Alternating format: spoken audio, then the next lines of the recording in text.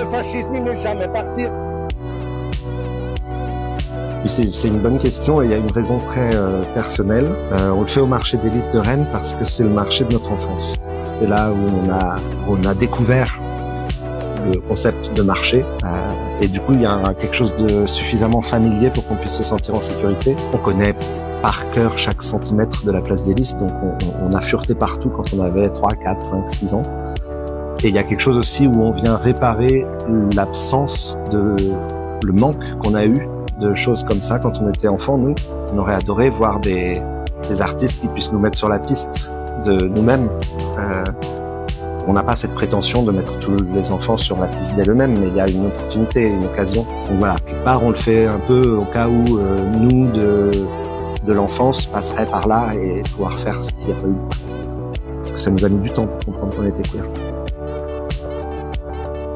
Je crois que le message principal de ce qu'on fait, c'est d'inciter les gens à ouvrir les yeux, à regarder autour, à regarder les autres, à regarder à l'intérieur de soi, à pas avoir peur des émotions, à s'y confronter, à prendre des risques aussi, prendre le risque d'être vu en train de regarder quelque chose comme nous. Oui, et prendre le risque du lien, quoi. Ce qui nous rend le plus triste, c'est quand les personnes n'arrivent pas à nous regarder. Et ça arrive, hein, et on leur en veut pas, on comprend, hein, il y a des personnes pour qui c'est trop gênant.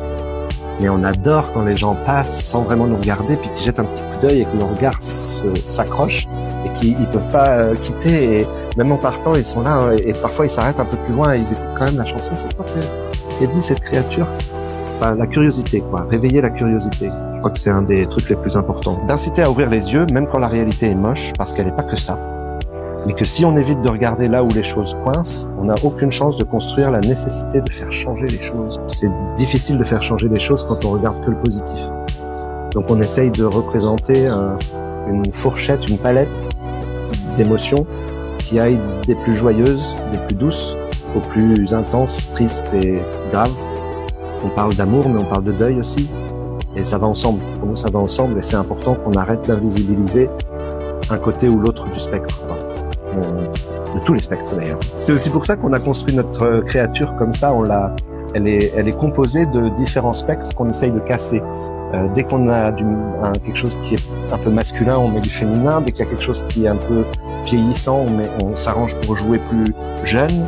Enfin, on essaye de troubler et de brouiller la perception pour que les gens fassent moins attention à qu'est-ce qu'ils voient et plutôt à qu'est-ce qu'ils ressentent. Il y a des gens qui nous ont regardé et écouté chanter en pensant que c'était leur vision d'une femme de 60 ans. Et après, en parlant, ils étaient là, ah, mais en fait, je croyais que vous aviez 60 ans, mais en fait, vous êtes une femme de 20 ans. Et on est là, ouais, peut-être, pour vous, super. ça nous intéresse que les gens n'aient pas de réponse, comme quand les enfants demandent à leurs parents, c'est un garçon ou c'est une fille? Et que les parents savent pas répondre. Ça, pour nous, c'est gagné. Parce que c'est pas ça qui compte, c'est pas ça l'important, c'est ce qu'on dit.